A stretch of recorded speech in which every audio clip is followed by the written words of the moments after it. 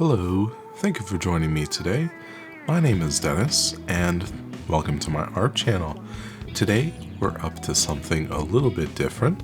Today I've got all my acrylic paints, at least everything I could find today. I feel like I'm missing some colors, especially because I'm using a green today in this palette. I feel like green is my least favorite color to paint with, but it's here. It's on the palette, so we're gonna make something with the green today.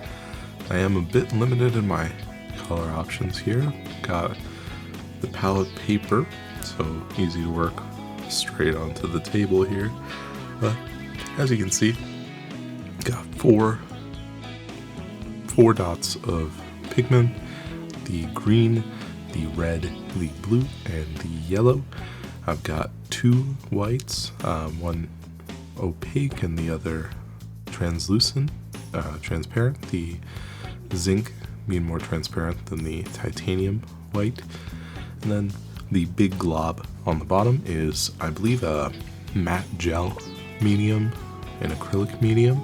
So as I progress through the painting, I'm going to eventually incorporate that to thicken up the acrylic paint and make some impasto effects, things where the paint is going to be sticking off of the canvas a little bit.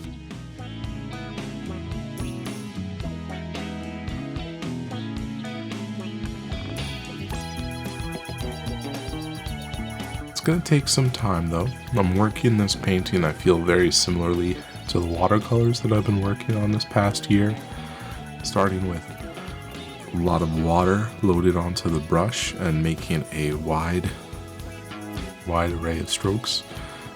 Not really thinking too much about it, just trying to lay a base layer of color, something that hits every square inch of the paper, or not paper, sorry, canvas this time around. I'm so used to the working on paper with the watercolor, but yeah, we're filling every little spot with some color. I'm trying to then move into the smaller brush, and I'm mixing some colors on the palette. You see blue and red for a bit of purple. I'm starting to mix the yellow and green for a bit of a lime kind of color as well for the background. Feels a bit oceany right now with how blue everything is in the background, but mixing that blue with the green, and I get a bit of a nice aqua fill-in color, something a bit fresher. Makes me feel like we're above ground now. Yeah. I don't think I had anything particular in mind for this painting, but the colors reminded me of certain scenes from nature and such. I feel like I'm always kind of referring back to different things that I've seen on walks or adventures, right? But yeah, I feel like I can just let this painting speak for itself. I am confident that there is something going on here. What it is, maybe I'm not able to tell, or maybe I just don't want to put words to it. Just want to let it breathe for a minute as I change brushes here, picking up the round and instantly going in now with the dry brush. So I didn't pick up any water. I went straight in to the pigment, and this will make a higher level of saturation and fill in some of the areas that are still a bit watered down, a bit lighter, a bit of the gaps that you can see.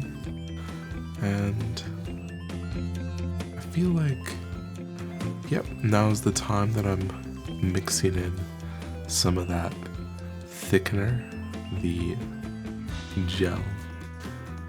I'm trying to collect a bit and put it in a few kind of select spots on the canvas and slowly kind of work it into areas now that things have been sort of defined.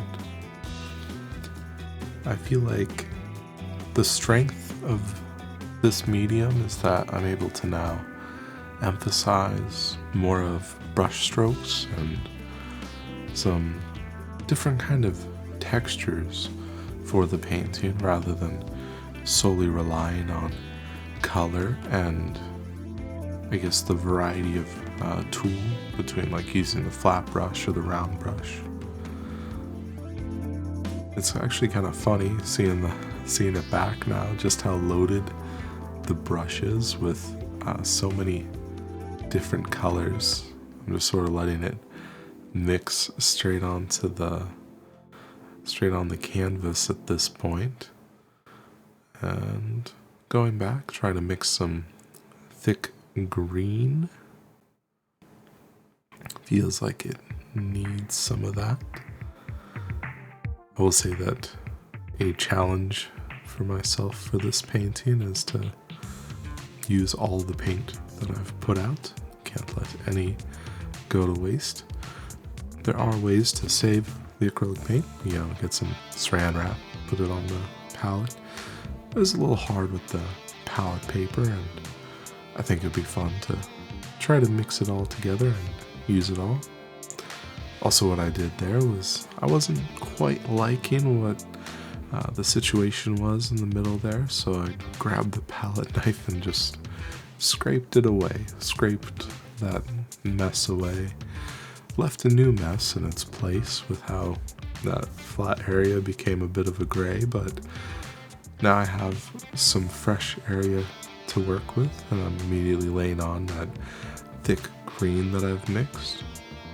It is a little hard to see on the video, I feel, but there is that shadow developing there where you can see it's just a thicker layer of paint on top of the rest of the canvas, and it does stick out maybe a couple millimeters from the page. You can see me trying to clear the brush. It's been loaded so much, and filling it with a bit of white so that I can reset the color, add some red, and get a bit of a pink, some salmon to go around. Reminds me of sakura flowers in some ways, and this is the color that I end up going around the whole canvas and painting the edges. I like to try to hit the sides just so that depending on how the canvas ends up being displayed, if there's no frame for it, then it's still got paint on the sides and it'll look finished from whatever angle you're kind of looking at it from. Back to the palette knife though, I'm grabbing the blue and just laying it down flat, following it up with the brush and trying to go over in some areas some whiteness to accent just how kind of flat and blue things became. I feel like with these strokes you can really see how those thick areas can still be blended. I can still follow up with more color and move that thick paint around still and correct it if I need to, make it a little different if I don't like the initial stroke. I'm now collecting all the palette paint, getting everything that I can off of my page here and putting it right onto the brush. It's kind of funny looking back on it. It's honestly maybe a little gross how the paintbrush looks right now. It's funny too, seeing how many hairs are coming off of it, just because this was a new brush actually, unused until this point, but now it is definitely going to be a bit marked. I do clean my brushes fairly well, but you know, look at all that paint. You can see that texture on the video. I hope it's a bit easier to see in person, of course, but the video is, for now, the easiest way to be able to share my art. I hope you enjoy this process. Let me know in these comments down below what you think of the painting, if it evokes any feelings, if it inspires anything in you, or perhaps if you have some interpretation of what you're seeing here, if you think there's anything pictorial about it, please let me know. I always feel like I get enlightened by how people see the work. Everybody interprets things differently, and everybody has different eyes. Some people don't see color. Well, I feel like everybody sees color differently, actually. So, does this work for you? I feel like it works for me, but I'm definitely going to improve in my next painting. This is the first of many, many, many. So please subscribe if you're new here to get notified when I pop my next painting up. And I feel like we're finished now. Yeah. I just added a few little highlights here and there, but you know what time it is for a little close up, little zoom in of the painting. I feel like with this you'll also be able to see a bit of that texture better, where it feels like little mountains, peaks and valleys in a few areas, so you can see. Yeah. Thank you so much for watching. I hope you have a wonderful weekend. Take care. Peace out.